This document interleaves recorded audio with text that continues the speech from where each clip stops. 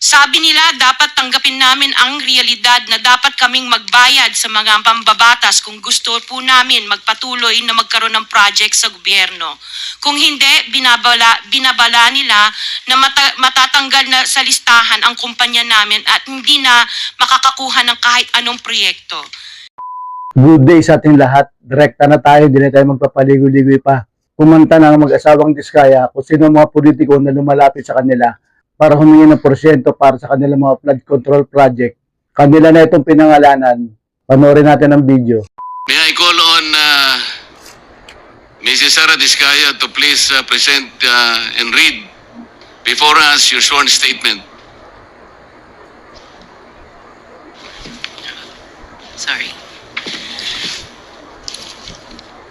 Magandang umaga po sa mga kagalang-galang na senators at miyembro ng Blue Ribbon Committee, lalong-lalo na kay Senator Rodante Marcoleta, Chairman ng Blue Ribbon Committee.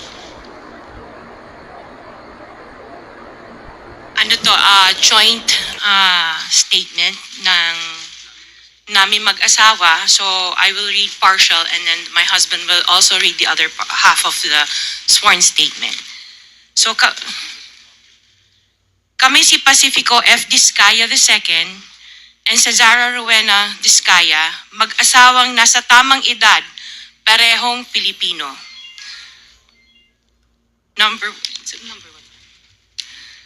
Number one, noong 2003, kaming mag-asawa ay tinayun ang kumpanya na pinangalan namin St. Gerard Construction. Ipinarehistro namin ito sa DTI, nakakuha ng contractor's license at nagsimula na lumahok sa mga pribadong construction projects. Number two, kinalaunan nagsimula na rin kami na lumahok sa mga government projects. Natuklasan namin na hindi naging madali ang trabaho sa mga government projects. Madalas mahirap ang paniningil ng bayad at matagal bago kami mabayaran ng gobyerno. Number 4, hanggang dumating ang pagkakataon, lumapit sa amin ang isang kaibigan na si Voltaire Claveria at inalok kaming magkaroon ng proyekto sa national level gamit ang aming lisensya. Number 5, ipinakilala niya ang sarili niya na nagtatrabaho para sa isang congressman at nangakong kapag nagbigay kami ng pera ay makakakuha kami ng proyekto.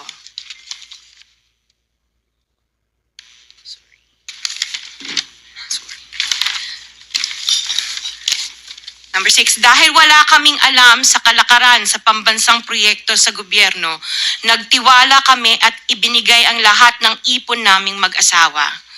Sa kasamaang palad, niloko lang niya kami. Naglaho siya, dala ang pera naming mag-asawa. Nagpunta kami sa DPWH para i-report ang nangyari, pero hindi nila ito pinansin. Kahit ganon, hindi kami sumuko. Gusto ko pa rin gawin ng tama ang negosyo, kaya patuloy kaming sumasali sa mga biddings sa gobyerno. Sa kalaunan, ang kumpanya namin ay nanalo sa mga bidding sa mga proyekto sa national government sa pamamagitan ng patas na bidding. Ibinuhos namin ang lahat ng aming pagsisikap para maipakita ang kakayahan ng aming kumpanya na mayroong maayos na paggagawa, dekalidad na resulta at natatapos sa tamang oras. Nagkaroon ng konting tagumpay ang St. Gerard Construction, kaya minabuti namin mag-asawa na mag-expand at bumuo ng ibang kumpanya tulad ng Alpha and Omega General Contractor and Development Corporation. Interjection, Mr. Chair. What is the interjection? Salamat, Mr. Chair. Kailangan ko lang pong umakyat sa office sandali para sa isang pulong, but hopefully pagbalik ay nandito pa rin sina Mr. and Ms. Diskaya dahil meron din po akong mga tanong para sa kanila. Oh yes, Salamat we'll make po, sure Mr. that they Chair. will be here for your questioning. Mr. Chair, point Yes. of order. Bakit hindi na lang tayo bigyan ng kopya ng sworn affidavit imbis na basahin nila niya so we can para himayin namin yung kanyang sworn affidavit. We'll make sure that all the In order to members will save be time, given a copy, but the chairman is asking them to read it before us. for the record. In order to save time, Mr. President, because we have been here since 9 o'clock. We already spent 2 hours, and not even one of the senators have asked questions addressed to the resource persons present. I beg the indulgence of the good senator, but it is for the record. This is a sworn statement, at from this statement, kailangan dito sila matanong na mabuti. Proceed. Pakibilisan nyo lang para makatipid tayo ng panahon. Ngunit nung nagsimula ang makilala ang St. Gerard Construction, dumating naman ang panibagong pagsubok. Unti-unti nagsilapitan ang mga district engineers at mga regional directors ng DPWH at mga chiefs of staff na mga mambabatas na nag-aalok ng mga proyektong sinasabi nilang pondo na mambabatas.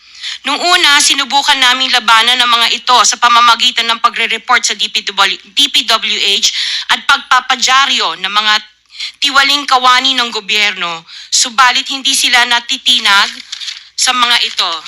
Sabi nila dapat tanggapin namin ang realidad na dapat kaming magbayad sa mga pambabatas kung gusto po namin magpatuloy na magkaroon ng project sa gobyerno. Kung hindi, binabala nila na matatanggal na sa listahan ang kumpanya namin at hindi na makakakuha ng kahit anong proyekto. Hindi namin ginusto kailanman na mapasama sa ganitong sistema, pero kailangan namin magpatuloy para sa pamilya at mga empleyado namin. Dahil sa aming paglaban sa mga tiwaling bidding, maraming beses naming naranasan na ma-disqualify ng Bids and Awards Committee ng DPWH na hawak ng mga mambabatas na nagpondo sa proyekto. Dahil naiipit na ang aming negosyo, lumulubog na kami sa lumalaking utang ng kumpanya at peligro sa buhay ng aming pamilya. Napilitan kaming makisama sa kalakaran kahit labag sa aming kalooban. Magandang umaga po, Mr. Chair at kagalang-galang na senators at miyembro ng Blue Ribbon Committee, lalong-lalo po kay Senator Rodante Marcoleta. Diretso na. Number 15, sorry po. 16, paulit-ulit kaming ginamit ng mga nasa pwesto sa sistemang ito. Wala kaming magawa dahil kung hindi kami makikisama, gagawa nila ng problema ang project na na-award sa amin sa pamamagitan ng mutual termination o pagkakaroon ng right-of-way problem na parehong nagdudulot ng hindi matuloy ang implementasyon ng mga proyekto. Matapos naming manalo sa mga bidding, may mga opisyal mula sa DPWS ang lumalapit sa amin para humingi at kumuha ng bahagi niya sa halaga ng proyekto. Ang hinihingi nilang porsyento ay hindi bababa sa 10% at umaabot pa sa 25% na naging kondisyon upang hindi maipit ang implementasyon ng kontrata. Ito ay binibigay namin sa kanila ng cash. Ang bawat transaksyon ay may karampatang voucher at ledger na nagsasaad ng mga araw at kung kailan nila ito natanggap. Ilan sa kanila ay sina Terence Calatrava, former Undersecretary of Office of the Presidential Assistant of the Visayas of the Philippines, Kong Roman Romulo of Pasig City, Kong Jojo Ang of Uswag Ilonggo Party List, Congressman Patrick Michael Vargas of Quezon City, Kong Juan Carlos Arjo Aitaide of Quezon City, Nicanor Nicky Briones of Aga Party List, Congressman Marcelino Marcy Teodoro of Marikina, Congressman Florida Robes of San Jose del Monte, Bulacan, Congressman Eliandro Jesus Madroño of Romblon, Congressman Benjamin Benji Agarao Jr., Congressman Florencio Gabriel Bemnoel of Anwaray Party List, Kong Leo de Odi Tariela of Occidental Mindoro, Congressman Reynan Arrogancia of Quezon City, Quezon Province, Kong Marvin Rillo of Quezon City, Kong Teodoro Haresco of Aklan, Kong Antonieta Yudela of Zamboanga, Sibugay, Kong Dean Asisio of Caloocan, Kong Marivico Pilar of Quezon City. 21. Mayroon ding mga kinatawa ng ilang politiko na nakikipagtakbo sa amin upang manghingi ng porsyento kapalit ng mga porsyento ng mga proyekto. Ang mga porsyentong ito ay 25% ay ipinipilit sa amin bilang karaniwang kalakaran na wala akong kakainang tanggihan.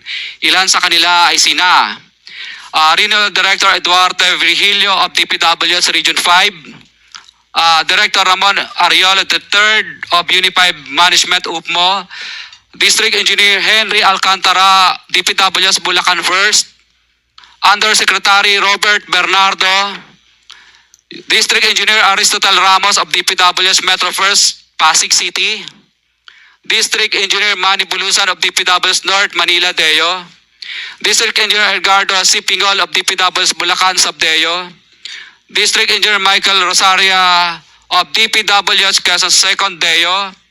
Karamihan sa mga kawani ng DPWH na nabanggit sa itaas ay paulit-ulit na binabanggit ang delivery ng pera ay para sa kay Saldico na dapat at least 25%. Si Kong Marvin Rillo naman ay ilang beses na binabanggit ang pangalan ni Speaker Martin Romualdez bilang kanyang malapit na kaibigan.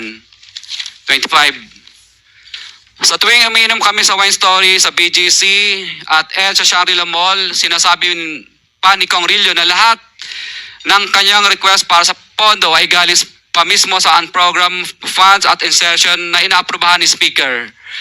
Ang tao ni Marvin Rillo, si Bogs Magalong, ang pumupunta sa amin para kunin ang pera sa aming opisina o sa Wine Story. Si Kong Jojo ang naman, lagi ring binabanggit sa lahat ng project sa kanya ay papondo ni Speaker at ni Saldico.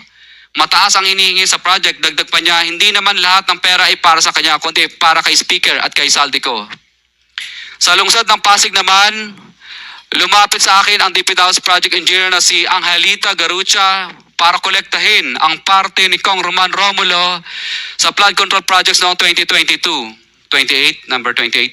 Pagdating ng 2025, si District Engineer Aristotle Ramos ang sumunod na nagpakilala na bagman ni Kong Roman Romulo kung saan 30% ang kanyang hiningi ay para kay Kong Roman Romulo. Sinabihan ko kay D.E. Ramos na masyado namang mataas, ngunit sinabi niya na walang magagawa dito dahil pondo ito galing sa unprogrammed funds at insertion galing sa taas. Sa ilang pagkakataon, ang mga politiko na personal na inabutan ng halaga ayon sa hinihingi nilang porsyento mula sa proyekto. Ang pagbabayad na ito ay hindi naman kagustuhan kundi isang hakbang na ginawa namin dahil sa matinding panggigipit. Ilan sa kanila ay sina Kong Antonieta Yudela kasama ang kanyang asawa, Kong Marvin Rillo of Quezon City, Kong Nikki Briones of Aga Party List, Arturo N. Ataide, ama ni Kong Arjo Ataide, Kong Florencio Gabriel Bem Noel of Anwaray Party List, Kong Eliandro Jesus Madroño of Romblon, Kong Benjamin Benji Agarao Jr. Bagamat naging matinding pagsubok ang kabawasan ng pondo na nakalaan sa proyekto, pilit at matapat naming sinusunod ang bawat espesipikasyon na nakasaad sa Program of Works na nakasaad sa proyekto ng DPWH. Nakakasiguro kami na nagawa namin ng maayos at matapat ang bahagi o phase ng proyekto na na-award sa amin. Sa katunayan, hindi kami mababayaran ng DPWH kung hindi ito dumaan at pumasa sa maraming material testing na naaayon sa design ng DPWH. Ina-assess at ini-inspect ng DPWH ang bawat proyekto base sa natapos na parte o accomplishment. Napilitan kami na i-absorb ang kabawasan na ito na nagdudulot ng maliit na kita o pagkalugi sa ilang projects. Para makabawi, ginadamihan na lang namin ang partisipasyon sa mga projects. Taliwas sa mga lumalabas na may mga impormasyon sa publiko, hindi kailanman kami gumawa ng ghost projects. At masugid kami nag-i-inspect sa lahat ng aming mga natapos na projects.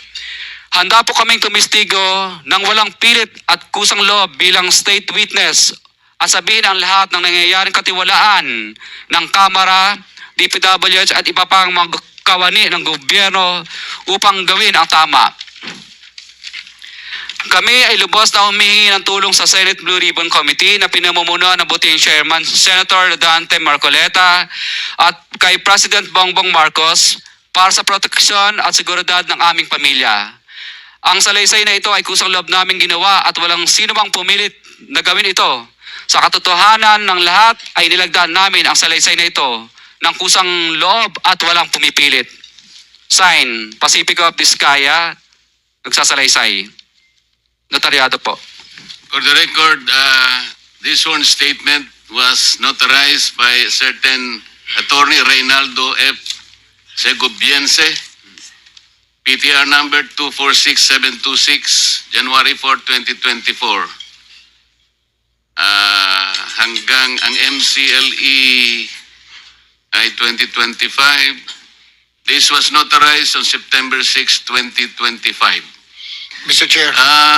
Mr. Pacifico Discaya and Cesaria Rowena Discaya, meron pong pirma sa inyong respective na pangalan. Ito po ba'y pirma ninyo for the record lang? Yes po, Chair. Thank you. Mr. Chair, can we ask a copy? Every member of this committee. Yes, we will do that.